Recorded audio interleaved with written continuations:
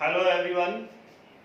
आज हम भारतीय भूगोल इंडियन ज्योग्राफी का एक महत्वपूर्ण टॉपिक भारत आकार और स्थिति को विस्तार पूर्वक पढ़ेंगे, इसके विषय में जानेंगे और हम देखेंगे कि जो भारत है उसका कैसा आकार है और विश्व पटल पर या जो हमारा ग्लोब है उस पर भारत की क्या स्थिति है। तो आइए सबसे पहले भारत के आकार और स्थिति को समझने से पूर्व हम जान लेते हैं कुछ ग्लोब के बारे में। ग्लोब क्या है? तो सबसे पहले आप देख रहे होंगे ग्लोब, आपने देखा होगा पृथ्वी का एक छोटा सा जो रूप होता है, छोटा सा समरूप होता है, उसे हम ग्लोब कहते हैं। होता क्या है कि पृथ्वी की जो विभिन्न भौतिक प्रतिरूप होते हैं, महाद्वीप होते हैं, महासागर होते हैं और इसके अलावा जो विभिन्न प्रकार के द्वीप होते हैं उनकी आकार, स्थिति आदि को बेहतर रूप से समझने के लिए हम ग्लोब का इस्तेमाल करते हैं, क्योंकि जो मानचित्र होता है उसमें हम इतने स्पष्ट रूप से उस चीज को समझ नहीं पाते हैं, इसलिए हम जो है ग्लोब पर इस चीज को समझते हैं। तो आइए ग्लोब क्या है ये आप देख रहे हैं यहाँ पर। ये पृथ्वी का एक छोटा सा समरूप है और पृथ्वी जो ध्रुव है, उत्तरी ध्रुव नॉर्थ पोल और दक्षिणी ध्रुव, यहाँ पर थोड़ी सी चप्पी है। पृथ्वी का जो आकार है वो एक संतरे के आकार का है, ग्लोबाकार है, उसका एकदम गोल नहीं है, उसका अपना एक रूप है। और आप इस तरह से देख रहे होंगे यहाँ पर ये जो बीचों बीच रेखा है, एक लेटी हुई रेखा, इसे हम विषुवतीय रेखा कहते हैं या भूमध्य रेखा कहते हैं। इस से ये आप देख रहे हैं 90 अंश के कोण से यहां पर 23.5 डिग्री, यहां से यहां तक जो 23.5 डिग्री है, पृथ्वी अपने अक्ष पर झुकी हुई है। ये 23.5 डिग्री पृथ्वी अपने अक्ष पर झुकी है, ये ग्लोब का आकार है। इस तरह से आप इसको समझ सकते हैं। दूसरी चीज आप इसमें समझेंगे कि जो ग्लोब है, पृथ्वी है, उसके आप चार गोलार्धों को समझेंगे। सबसे पहले उसके लिए ये दिशाओं का ज्ञान होना बहुत जरूरी है। ये आप हमेशा आपके दाहिनी ओर, जब आप बोर्ड पर खड़े हैं, इसके दाहिनी ओर हमेशा पूर्व दिशा, इसके जस्ट अपोजिट पश्चिम, और आपके सर की तरफ, ऊपर की तरफ उत्तर दिशा होगी और नीचे दक्षिण दिशा। तो इससे आप ये पता करेंगे कि जो ग्लोब है ये इस तरह से, इसका जो ऊपर का हिस्सा है आधा गोलार्ध, आधा जो गोलार्ध है इसे हम उत्तरी गोलार्ध कहते हैं, इसे कहते हैं उत्तरी गोलार्ध।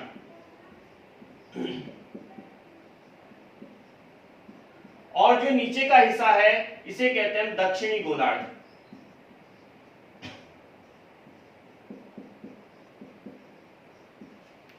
इस तरह से ये उत्तरी गोलार्ध हो गया और दक्षिणी गोलार्ध। इसके अलावा पृथ्वी को के दो और गोलार्ध हैं, ये आप यहां से देख रहे होंगे। जो आधा पृथ्वी का इधर का भाग है इसे पश्चिमी गोलार्ध कहते हैं,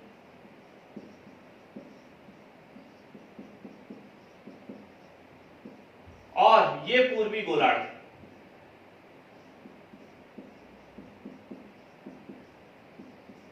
तो इस तरह से हमने देखा कि जो ग्लोब है उस पर चार गोलार्ध हैं, पूर्वी गोलार्ध, पश्चिमी गोलार्ध, उत्तरी गोलार्ध और दक्षिणी गोलार्ध। हम देख रहे हैं कि जो ये ग्लोब है इस पर कुछ काल्पनिक रेखाएं भी हमारे द्वारा खींची गई है। ये ग्लोब है, इस पे बीचों बीच एक विषुवत रेखा है जिसे हम भूमध्य रेखा या विषुवत रेखा कहते हैं, जिसका मान 0 डिग्री है। 0 डिग्री इसका मान है। और जो रेखाएं हमेशा इस तरह से पड़ी हुई होती हैं उन्हें हम अक्षांश रेखाएं कहते हैं।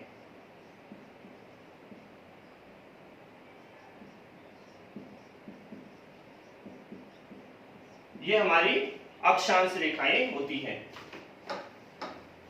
अब जो विषुवत रेखा है उसके दोनों गोलार्धों में 90 डिग्री ऊपर और 90 डिग्री नीचे बहुत सारी रेखाएं खींची गई हैं। यहां से 1 डिग्री पर एक अक्षांश, 2 डिग्री पर 2 अक्षांश, इस तरह से बहुत सारे अक्षांश जो है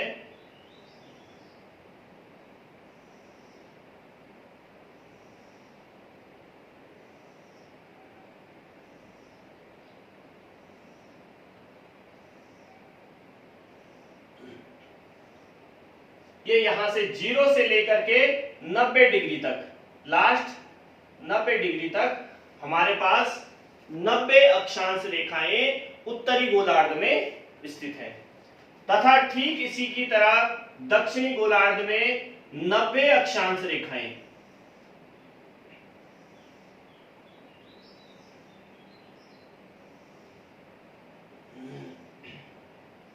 ये आप देख सकते हैं 90 डिग्री तक, 90 उत्तर में, 90 दक्षिण में भूमध्य रेखा से। तो जो बीचों बीच रेखा हो गई इसे हम कहते हैं विषुवत रेखा या भूमध्य रेखा।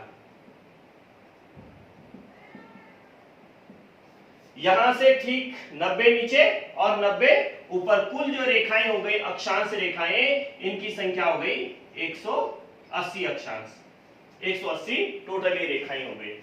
तो इस तरह से ये जो भूमध्य रेखा से ऊपर के जितने अक्षांश हैं उत्तरी अक्षांश हो गए, और नीचे के जितने अक्षांश हैं वो दक्षिणी अक्षांश रेखाएं कहलाती हैं। इसके अलावा हमारे पास कुछ जो रेखाएं और हैं लेटी हुई, ये तो लेटी हुई रेखाएं थी, अक्षांश रेखाएं। कुछ रेखाएं हमारे खड़े में हैं।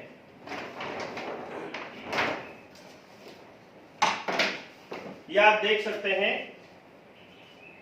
ये पृथ्वी के जो बीचों बीच हमारी एक रेखा है जिसे हम ग्रीनविच रेखा के नाम से जानते हैं, या इंटरनेशनल जो हमारी टाइम लाइन है, जिसके कारण जो है पूरे विश्व में जो है हम समय को दर्शाते हैं। ग्रीनविच रेखा ये 0 डिग्री पर दर्शाई गई है, और यहां से जितनी भी रेखाएं पूरब की ओर खींची गई हैं वो पूर्वी देशांतर कहलाती हैं। इस तरह से जो हमारी ये लेटी हुई रेखाएं उन्हें अक्षांश रेखाएं, और जो ऐसे खड़े में हैं उन्हें हम देशांतर रेखाएं कहते हैं।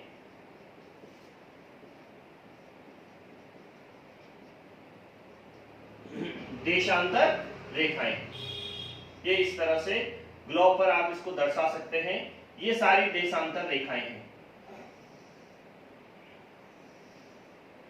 तो 0 डिग्री से जो पूरब की ओर है वो पूर्वी देशांतर, और 0 डिग्री से जो पश्चिम की ओर है वो सारी पश्चिमी देशांतर रेखाएं होती हैं। और इन देशांतर रेखाओं की जो कुल संख्या होती है वो होती है 360। अक्षांश रेखाएं जो लेटी हुई हैं वो 180, और देशांतर रेखाएं जो खड़े में है वो 360 हमारी होती है।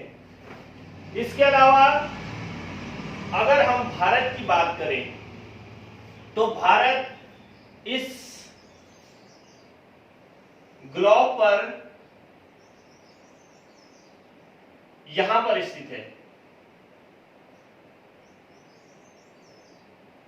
यहां पर भारत स्थित है, यानी कि आप देख रहे हैं ये पूर्वी गोलार्ध, ये पूर्वी गोलार्ध, ये पश्चिमी गोलार्ध, ये उत्तरी, ये दक्षिणी गोलार्ध। तो भारत की जो स्थिति है वो यहां पर है, यानी कि भारत पूरब उत्तर दिशा में स्थित है। ग्लोब पर भारत की जो स्थिति है वो पूर्वोत्तर दिशा में स्थित है। अब हम जानेंगे भारत का जो विस्तार है, देशांतरीय विस्तार और अक्षांशीय विस्तार, वो कहां पर और किस रूप में है। चलिए अब हम भारत की स्थिति को जानते हैं।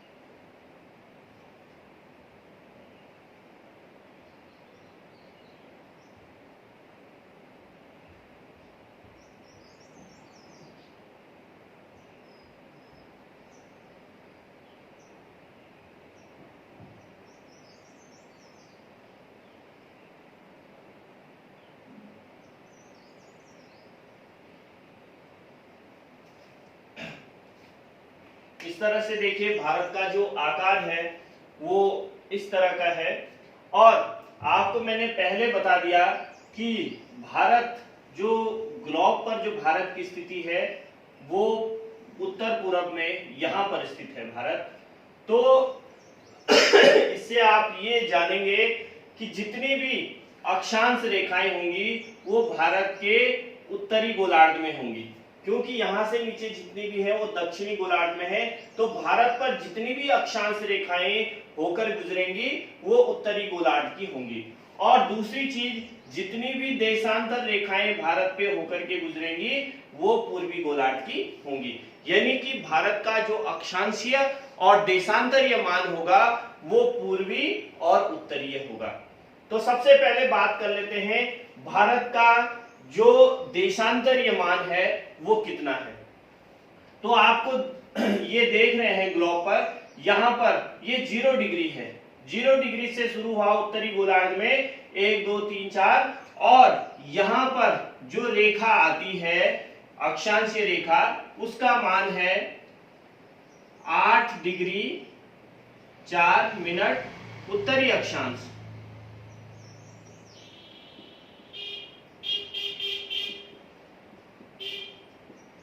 डिग्री 4 मिनट उत्तरी अक्षांश यहां से शुरू होता है।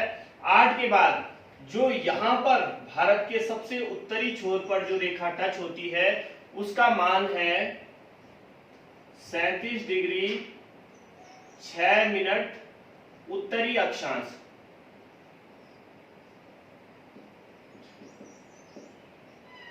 तो जो भारत का अक्षांशीय मान है वो आप देख रहे हैं 8 डिग्री 4 मिनट उत्तरी अक्षांश से लेकर 37 डिग्री 6 मिनट उत्तरी अक्षांश तक।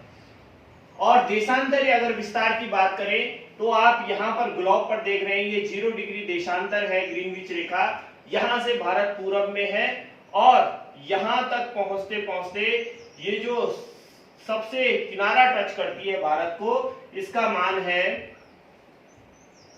68 डिग्री 7 मिनट। ये आप ये जो डिग्री और मिनट का चिन्ह है इससे भी ध्यान रखेंगे कि हम डिग्री को इस तरह से छोटे से एक बिंदु से डिनोट करते हैं और मिनट को एक छोटी सी डंडी। तो ये डिग्री और मिनट में हमेशा इसका मान होता है डिग्री, मिनट और सेकंड में। तो ये 68 डिग्री 7 मिनट पूर्वी देशांतर से, पूर्वी देशांतर यहां से लेकर के जो यहां पर सबसे लास्ट जो रेखा टच करती है ये आपका 97 डिग्री 25 मिनट पूर्वी देशांतर। तो देशांतरी जो विस्तार है वो 68 डिग्री 7 मिनट पूर्वी देशांतर से लेकर के 97 डिग्री 25 मिनट पूर्वी देशांतर। तो इस तरह से भारत का जो विस्तार है, अक्षांशीय विस्तार की अगर बात करेंगे तो 8 डिग्री 4 मिनट उत्तरी अक्षांश से लेकर के 37 डिग्री 6 मिनट उत्तरी अक्षांश तक, और 68 डिग्री 7 मिनट पूर्वी देशांतर से लेकर के 97 डिग्री 25 मिनट पूर्वी देशांतर तक भारत का देशांतरीय और अक्षांशीय विस्तार है। अगर भारत के टाइम की बात करें तो चूंकि भारत का जो क्षेत्रफल है वो काफी विस्तार है, काफी बड़ा है, विश्व का 7वां सबसे बड़ा क्षेत्रफल में भारत देश है। और आपको बता दें इसका जो देशांतरीय विस्तार है वो काफी ज्यादा है, और प्रत्येक देशांतर रेखा के बीच में 4 मिनट का अंतर होता है। मतलब अगर एक देशांतर से दूसरे देशांतर पर हम जाते हैं तो 4 मिनट का समय लगता है। सूर्य को एक देशांतर से दूसरे देशांतर तक जाने में सूर्य के प्रकाश को 4 मिनट का समय लगता है। और इस तरह से जो भारतीय देशांतरीय विस्तार है वो काफी विस्तृत होने के कारण यहाँ पर सबसे पूर्व में अरुणाचल प्रदेश और सबसे इधर पश्चिम में जो गुजरात है, यहाँ पर दोनों राज्यों के बीच में जो समय का अंतर है वो लगभग 2 घंटे का अंतर आ जाता है। इस कारण से भारत के बीचों बीच इलाहाबाद के निकट में यहां पर एक जगह है जिसे हमने भारत का मानक समय माना है, स्टैंडर्ड टाइम माना है, और इस देशांतर का जो मान है वो है आपका 82.5 डिग्री पूर्वी देशांतर। तो आप इस चीज को भी ध्यान रखेंगे कि भारत का जो मानक समय है वो 82.5 डिग्री पूर्वी देशांतर को माना गया है। इससे ही जो समय यहां पर होगा वही पूरे भारत का समय होगा। और यह जो विश्व का टाइम है, ये जो ग्रीनविच रेखा है 0 डिग्री, इससे 5.5 घंटे आगे है, प्लस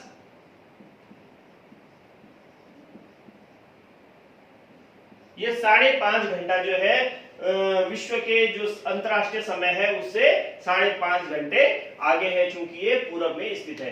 तो इस तरह से ये भारत का जो आकार है और स्थिति है इसको आप जान सकते हैं।